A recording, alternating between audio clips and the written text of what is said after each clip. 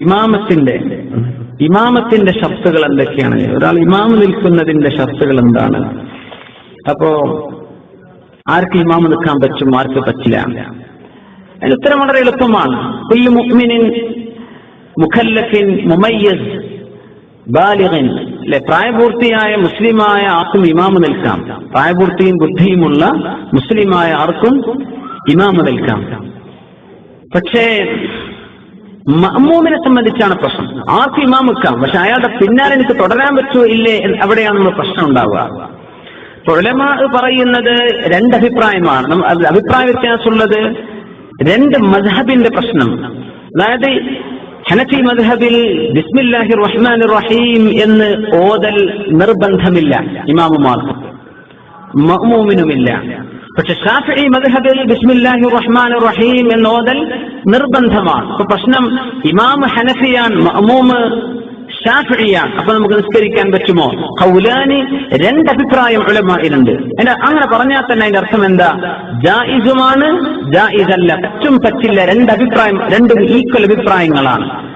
അവിടെ പ്രത്യേകിച്ച് ഇപ്പോഴത്തെ നമ്മുടെ ഗൾഫിലൊക്കെ സാഹചര്യങ്ങളിൽ തുടരുന്നതിന് വിരോധമില്ല. കാരണം നമുക്ക് ആളുകളുടെ മദ്ഹബ് നോക്കി നടക്കാൻ കഴിയില്ല. ഇവിടെ ഇമാമുമാർ പല മദ്ഹബുകാരാണ്. മദ്ഹബിന്റെ വിഷയം ഇമാമുമാർ ഗൗനിക്കേണ്ടവരാണ്.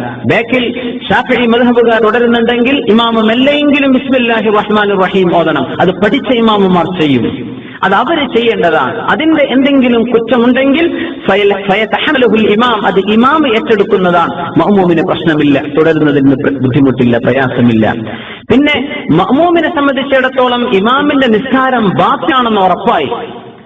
മഅ്മൂമിന്റെ നിസ്കാരം ഇമാമിന്റെ നിസ്കാരം ബാത്തിലാണ്. നിസ്കാരം ബാത്തിലാകുന്ന എന്തോ ഒരു പണി ഇയാൾ ചെയ്തിട്ടുണ്ട് എന്ന് നമുക്ക് ബോധ്യമാണ്. അങ്ങനത്തെ ആൾ ഇമാമിനെ തുടരാൻ പറ്റില്ല, അത് അയാൾക്ക് പറ്റില്ല. ആ ഇമാമ് ഫാസിഖാൻ, ചെമ്മാടിയാണ്, കള്ളുകുടിയനാണ്, തോന്നിവാസം ചെയ്യുന്ന ആളാണ് എന്ന ഉറപ്പാണ് നമുക്ക്, സിക്കുണ്ട്. ആ ഇമാമിനെ തുടരാതിരിക്കലാണ് ഉത്തമം. വേറെ ഒരു ഇമാമിനെ കിട്ടാൻ ഇടമുണ്ടെങ്കിൽ ഇയാൾ അങ്ങനെയാ ചെയ്യേണ്ടത്. നമ്മുടെ പ്രശ്നം അതല്ല. പള്ളിയിലേക്ക് ഇടയിൽ ചെല്ലുന്നു, ഇപ്പൊ നല്ല ചെറുപ്പക്കാർ, ചിലപ്പോൾ നല്ല ടീഷർട്ടും പാന്റൊക്കെ ഇട്ടിരിക്കുന്ന ആളുകൾ, നല്ല 1-ാം നമ്പർ ഹാഫിലിങ്ങളുണ്ടാവും. നമ്മൾ വിചാരിക്കുന്നുണ്ട് കമ്പർ തൊപ്പിട്ട് തന്നെ മൂല്യന്മാർ, അങ്ങനെ നല്ല പണ്ഡിതന്മാരുണ്ട്. അവർ ചിലപ്പോൾ ഷോപ്പിൽ, മൊബൈൽ ഷോപ്പിലൊക്കെ ആയിരിക്കും ജോലി ചെയ്യുക. അവർക്ക് ഹദീസും ഖുർആനും ബൈലാവിയും തഫ്സീറും ബുഖാരി മുസ്ലിമൊക്കെ ഓതിയിട്ടുള്ള വലിയ പണ്ഡിതന്മാരുണ്ടാവും. ചേലും കോലത്തിലൊന്നും ആയിക്കൊള്ളുന്നില്ല, കാണുന്നില്ല. ഇമാമക്കും എന്തൊരു മനോഹരമായി ഓതുന്ന അറബികൾ കാണും. അപ്പോ അവരിപ്പോ ഏതാണ്, ഇവന്റെ കോലം എന്താ, ഇവന്റെ ജാതി എന്താ, ഇതൊന്നും നമ്മൾ ചിന്തിച്ച് ബേജാറാവരുത്. എല്ലാ ഗുന്നൂബിൽ മുഅ്മിനീന ഖൈറ, ഇവൻ എന്നെക്കാളും ഖൈറാണെന്ന് നമ്മൾ വിചാരിക്കേണ്ടത്. നമ്മളെക്കാളും അവന്റെ നിസ്കാരത്തിന് കുഴപ്പമില്ല, അവന്റെ നിസ്കാരം ബാത്തിലാണെന്ന് നമുക്ക് ഉറപ്പുണ്ട്.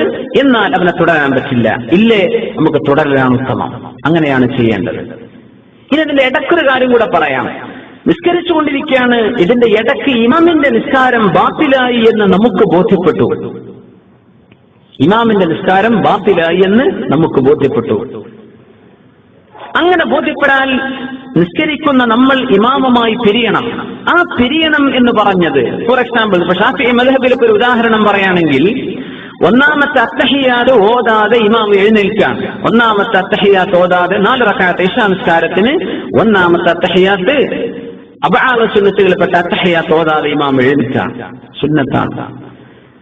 അത് നഷ്ടപ്പെട്ടാൽ, മറന്നുപോയാൽ സഹവിന്റെ സുജൂദ് ചെയ്താൽ മതി. ഇമാം എഴുന്നേറ്റു, ബേക്കെന്ന് ഒരുത്തം പറഞ്ഞു സുബ്ഹാനല്ലാഹ്.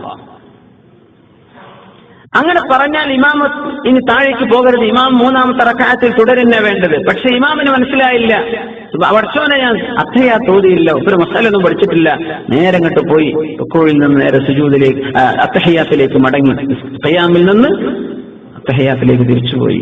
നിസ്കാരം ബാത്തിലായോ? നിസ്കാരം ബാത്തിലാണ്. അത് ബാത്തിലായാൽ തന്നെ, ഞാൻ പറയുന്ന ഹിക്മത്താ പറഞ്ഞിരുന്നത്, മസലയല്ല പറഞ്ഞത്. ഇമാമുമായി നമ്മൾ പിരിയണം. അപ്പൊ തന്നെ ഞാൻ ഇമാമുമായി പിരിഞ്ഞു എന്ന് നിയ്യത്ത് ചെയ്ത് നമ്മൾ ഒറ്റയ്ക്ക് നിസ്കരിക്കുന്ന പോലെയാണ് നിസ്കാരം നമ്മൾ നിർവഹിക്കേണ്ടത്. പക്ഷേ നമ്മൾ വേറിട്ട് നിൽക്കുകയാണ് എന്ന് കൂടെയുള്ള ആളുകളെ തോന്നിപ്പിക്കേണ്ട ആവശ്യമില്ല. നമ്മളോട് മാറി നിൽക്കുന്ന ഇമാം സുജൂദ് പോകുമ്പോൾ നമ്മൾ കൽപ്പിച്ചൂട്ടി അവിടെ ഇരിക്കുന്ന ഖിയാമിൽ തന്നെ, ഇമാം 2-ാം സുജൂദ് എത്തിയിട്ട് നമ്മൾ റുക്കൂഇൽ തന്നെ നിൽക്കുക, ഞാൻ ഇയാളുടെ ഒപ്പമല്ല, ഇത് വിളിച്ചറിയിക്കരുത്. അത് ആ നിസ്കാരത്തിന്റെ ഒരു അദബിനെ ബാധിക്കുമെന്നാണ്. അത് നമ്മൾ ആ കൂട്ടത്തിൽ തന്നെ പെട്ടെന്ന് നമ്മൾ ഫാത്തിഹയും സൂറത്തൊക്കെ ചുരുക്കിയിട്ട് ഇമാമിന്റെ ഒപ്പം കൂടുന്ന പോലെ തന്നെ നമ്മൾ നിസ്കരിച്ചിട്ട്, പക്ഷേ നമ്മൾ ഒറ്റക്കാണ്, നമ്മൾ നിയ്യത്ത് കൊണ്ട് മുഫാറത്ത് ചെയ്തിട്ടുണ്ട്, ഇമാമുമായി പിരിഞ്ഞിട്ടുണ്ട്. നമ്മൾ ഇവിടെയൊക്കെ ശ്രദ്ധിക്കുക, അങ്ങനെയൊക്കെ വരും. പെരുന്നാൾ നിസ്കാരത്തിലൊക്കെ അത് വരും. പെരുന്നാൾ നിസ്കാരത്തിന്റെ ആദ്യത്തെ തക്ബീറത്തിൽ 7 തക്ബീർ ചെല്ലാൻ ഇമാം മറന്നു എന്ന് വിചാരിക്കുക. രണ്ടാമത്തെ റക്അത്തിൽ അധികം മറക്കുക. ഒന്നാമത്തെ റക്അത്തിൽ അങ്ങനെ, രണ്ടാമത്തെ റക്അത്തിൽ ഇമാമാർ 5 തക്ബീർ ചെല്ലാൻ മറക്കും. ചിലർ ബാക്കിൽ നിന്ന് സുബ്ഹാനല്ലാഹ് എന്ന് പറയും. അത് പറയേണ്ട ആവശ്യമില്ല, സുന്നത്താണ്. ഇമാം അങ്ങാനും ഫാത്തിഹ തുടങ്ങി പിന്നെ സുബ്ഹാനല്ലാഹ് കേട്ടു അല്ലാഹു അക്ബറിലേക്ക് തിരിച്ചു വന്നാൽ നിസ്കാരം ബാത്തിലായി. കാരണം ഒരു ഫർളിൽ നിന്ന് സുന്നത്തിലേക്ക് തിരിച്ചു വന്നാൽ നിസ്കാരം ബാത്തിലാവും. ഇങ്ങനത്തെ വിഷയങ്ങളിൽ നമ്മൾ ഇമാമുമായി ഞാൻ പിരിഞ്ഞു എന്ന് മനസ്സിൽ നിയത്ത് ചെയ്താൽ മതി. ഇപ്പൊ മൊത്തത്തിൽ നമ്മൾ പറയുകയാണെങ്കിൽ നിസ്കാരത്തിന് കുഴപ്പമൊന്നുമില്ല. നിര്യാണിക്ക് താഴെ ഡ്രസ് താഴ്ത്തിയിട്ട ആളാണ്. റസൂലുള്ളാഹി സ്വല്ലല്ലാഹു അലൈഹി വസല്ലം തങ്ങൾ പറഞ്ഞു, ലാ യഖ്ബലുല്ലാഹു സ്വലാത്ത് ലേ അൻതരം മൻ അസ്ബല ഇസാറ. ഈ ഇസാറ് താഴ്ത്തിയിടുന്ന ആളുകളുടെ നിസ്കാരം അല്ലാഹു ഖബൂൽ ചെയ്യൂല. അപ്പോ നിസ്കാരത്തിന്റെ സിഹത്തിനെ ബാധിക്കൂല. പക്ഷേ ഉള്ളിലേക്ക് ആലോചിച്ചാൽ അല്ലാഹു തആല സ്വീകരിക്കാൻ പ്രയാസമാണ്. അപ്പൊ നമുക്ക് വേണമെങ്കിൽ വിട്ടു നിൽക്കാം, അത്രയും ഇമാമിൽ നിന്ന് മാറി നിൽക്കാം, കുഴപ്പമില്ല. പക്ഷേ തുടർന്നുകൂടെ അവരുടെ കൂടെ തുടർന്ന നിസ്കാരം നമ്മളുടെ ബാത്തിലാകും. അങ്ങനെയില്ല. സൗകര്യപ്പെട്ടു ഇയാളെക്കാട്ടും നെരിയാണിക്കും മീതെ ഡ്രസ് എടുക്കുന്ന ഒരു ഇമാമിനെ കിട്ടാനുണ്ടെങ്കിൽ ഒന്ന് കാത്തിരിക്കാം. നമ്മുടെ നീയത്തിൽ ഇമാമിന്റെ നിസ്കാരം ബാത്തിലാണോ അത്തരം ഇമാമിങ്ങളെ തുടരാൻ പറ്റില്ല. പക്ഷെ മൊത്തത്തിൽ ഒരാളെ, അറിയാത്ത ഒരാളെ കണ്ടാൽ ഇയാൾ എന്നെക്കാളൊക്കെ ഖൈറാണെന്ന് വിചാരിച്ച് അയാളുടെ കൂടെ കൂടിക്കോളൂ, കുഴപ്പമില്ല. തലയിലും തൊപ്പിയൊന്നും ഇട്ടില്ല എന്ന് വിചാരിക്കാം, കുഴപ്പമില്ല. നിസ്കാരം സഹീഹാൻ. പക്ഷെ ജമാഅത്ത് കിട്ടൂല, വേറെ ജമാഅത്തൊന്നും കിട്ടാൻ ഇടമില്ല. എന്നാ പിന്നെ തുടരുന്നേ. ഷോപ്പിംഗ് സെന്ററിൽ ഉണ്ടാകുന്ന നിസ്കാര റൂമിൽ വലിയ ശുദ്ധിയിലേക്ക് പ്രവേശിക്കാൻ പറ്റുമോ? അത് മുസല്ലയാണെങ്കിൽ, നിസ്കാര റൂമാണെങ്കിൽ കുഴപ്പമില്ല, വലിയ ശുദ്ധി ഉണ്ട്, കുഴപ്പമില്ല. പക്ഷെ പള്ളിയിൽ പറ്റൂല. മുബത്തദി എന്നായിരിക്കും അല്ലെ, സലാം ചൊല്ലാൻ പാടില്ല എന്ന്. ആരാണ് മുബത്തദി? സലാമിന്റെ വിഷയത്തിൽ നമ്മുടെ ഉലമാ പറഞ്ഞ കർക്കശമായൊരു നിലപാടാണ് ദീനിൽ പുതിയത് ഉണ്ടാക്കുന്ന ആളുകൾ, ബിദ്അത്തുകൾ എന്ന് പറഞ്ഞാൽ അഹ്ലുസുന്നത്ത് വൽ ജമാഅത്തിന്റെ ആശയം, സ്വഹാബത്തിന്റെയും താബഈങ്ങളുടെയും ആശയം, നമ്മൾ തുടർന്നു കൊണ്ടുപോരുന്ന അഹ്ലുസുന്ന വൽ ജമാഅത്തിന്റെ വിശ്വാസ ആദർശങ്ങൾക്ക് വിരുദ്ധമായ അഭിപ്രായങ്ങൾ പ്രകടിപ്പിച്ച് ഒരു വിരുദ്ധചേരി സംഘടിപ്പിച്ചിട്ടുള്ള അല്ലെങ്കിൽ അങ്ങനെ ജീവിക്കുന്ന മുബ്തദിഅകൾ, അത്തരം ആളുകളോട് സലാം ചൊല്ലരുതെന്ന് ഉലമാ പറഞ്ഞു. അതിനർത്ഥം മൻ വഖറ സാഹിബ ബിദ്അത്തിൻ ഫഖദ ആന അലാ ഹദ്മിൽ ഇസ്ലാം എന്ന നബിയുനാ റസൂലുള്ളാഹി സ്വല്ലല്ലാഹു അലൈഹി വസല്ലം.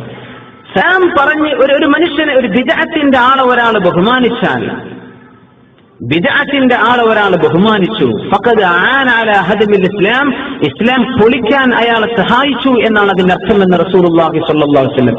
ഈ ഹദീസിന്റെ അടിസ്ഥാനത്തിലാണ് മുബ്തദിഅകൾ, അഹ്ലുസുന്നത്തിന്റെ വിരുദ്ധ രീതിയിലുള്ള ആളുകൾ അവരോട് സലാം പറയരുത് അല്ലെങ്കിൽ സലാം അടക്കരുത് എന്നൊക്കെ ഉള്ള ആശയം ഉലമാ പറയാനുണ്ടായ കാരണം, ആ സലാമിലൂടെ ഒരു ബഹുമാനം, ഇയാൾ കാര്യപ്പെട്ട ആളാണ്, എനിക്ക് കുഴപ്പമൊന്നുമില്ല, വളരെ സന്തോഷമാണ്, നിങ്ങൾ എങ്ങനെയൊക്കെ പുതിയ അഭിപ്രായങ്ങൾ പറഞ്ഞാലും എനിക്ക് കുഴപ്പമില്ല, ആ രീതിയിൽ ആ മനുഷ്യനോടുള്ള ഒരു ബഹുമാനം അതിൽ വന്നു പോകുന്നുണ്ട്. അതിന്റെ പേരിലാണ് ഉലമാ അത് പാടില്ല എന്ന് പറയാൻ കാരണം. അതിനെ സംബന്ധിച്ച് തന്നെ ഉലമാ വളരെ വിശദമായിട്ട് അതിനെ സംബന്ധിച്ച് ചർച്ച ചെയ്തിട്ടുണ്ട്. അത് അവരോടുള്ള നമ്മുടെ മാനസികമായ എതിർപ്പ് പ്രകടിപ്പിക്കുന്ന ഒരു രീതിയാണ്. അവർ മാറി വരണം, അവർ ചിന്തിച്ചു തുടങ്ങണം, അവരെ സംബന്ധിച്ചൊന്ന് ആലോചിക്കട്ടെ, തെറ്റുകൾ തിരുത്തട്ടെ, അതിനൊരു അവസരം കൊടുക്കാനാണ് അങ്ങനെ ചെയ്യണം എന്ന് ഉലമാ പറഞ്ഞിട്ടുള്ളത്. അമുസ്ലിം സലാം ചൊല്ലിയാൽ എന്താണ് മറുപടി? വഅലൈക്കും എന്ന് പറഞ്ഞാൽ മതി.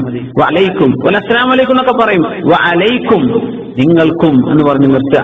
അവിടെ വഅലൈക്കും സലാം എന്ന മുസ്ലിമിനോട് പറയരുത്. വഅലൈക്കും സലാം എന്നൊക്കെ പറഞ്ഞ് അസ്സലാം എന്ന് പറയാതെ, ചില അമുസ്ലിമീങ്ങൾക്ക് മസാല അറിയുന്ന അമുസ്ലിമീങ്ങൾ ഉണ്ടാവും. അസ്സലാമു അലൈക്കും എന്ന് പറഞ്ഞാൽ ഇവനോട് പറയാൻ പോണത് വഅലൈക്കും ആണ്. ഇവൻ ഏതാണ്? ഇവൻ എക്സ്ട്രീമിസ്റ്റ് ആണോ അല്ല ഇവൻ ഒരു മോഡറേറ്റ് ആണോ എന്നൊക്കെ അറിയാൻ വേണ്ടി ചോദിക്കും. അങ്ങനത്തെ കാക്ക് തിരിയാത്ത പോലത്തെ പറയണം. വഅലൈക്കും സലാം, അസ്സലാമു അലൈക്കും, വഅലൈക്കും സലാം, വഅലൈക്കും അസ്സലാം. അസ്സലാം എന്നില്ല, അൽ സലാം എന്ന് പറഞ്ഞ അള്ളാഹുവിന്റെ രക്ഷാണ്. വഅലൈക്കും സലാം അങ്ങനെ പറയാൻ പറ്റുമെങ്കിൽ വഅലൈക്കും എന്ന് പറഞ്ഞു നിർത്തുക. വഅലൈക്കും എന്ന് പറഞ്ഞാൽ കുഴപ്പക്കാരനാണെങ്കിൽ വഅലൈക്കും സലാം, അവനിപ്പോ അലിസ്ലാം ഒന്നും നോക്കൂല എന്ന് പറഞ്ഞു നോക്കാൻ മതി. ഇത് അൽ ദീനു ഹിക്മ, ദീന് ഹിക്മത്താണ്. ദീനിൽ ചില വിഷയത്തിൽ ഹിക്മത്ത് വിളിക്കേണ്ടി വരും. ദുഹാനിസ്കാരത്തിന്റെ സമയം എത്ര വരെയാണ്? ദുഹാനിസ്കാരത്തിന്റെ സമയം സൂര്യൻ ഉദിച്ച് ഒരു കുന്തത്തോളം ഉയർന്നത് മുതൽ എന്ന് പറഞ്ഞാൽ സൂര്യോദയം, സൂര്യോദിക്കുന്ന ഏകദേശം 6:30 അല്ലെ, 6:29, 30 സമയം. അപ്പോ ഒരു 20 മിനിറ്റ് കഴിഞ്ഞാൽ ദുഹായുടെ നിസ്കാരമായി. നിസ്കാരം തുടങ്ങി എവിടം വരെ? ഇതിന്റെ ജവാലിന്റെ തൊട്ട് മുമ്പ് വരെ, ദുഹർ ബാങ്ക് കൊടുക്കുന്നതിന്റെ ഒരു ഏകദേശം ഒരു 20 മിനിറ്റ് മുമ്പ് വരെ ദുഹാ നിസ്കാരത്തിന്റെ സമയമാണ്.